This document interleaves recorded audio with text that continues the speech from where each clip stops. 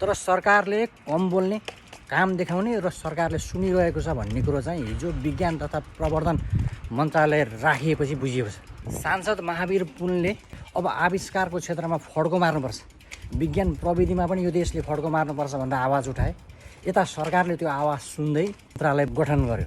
अझ महावीर पुनलाई नै त्यो मन्त्रालय जिम्मा दिएदेखि सुनमा सुगन्ध हुन्छ।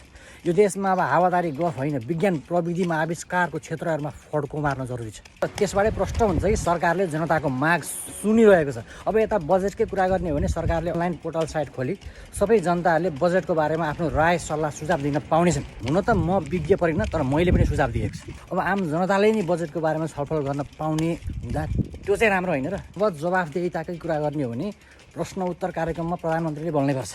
त्यहाँ चाहिँ म बोल्दिनँ भनेर तर्किन पाइँदैन। हिजोको केसमा त सिफारिस गरेको व्यक्तिले बोल्न पाउने पनि रहेछ। नेपाल कम बोलुन्, काम धेरै गरौँ। शुभकामना।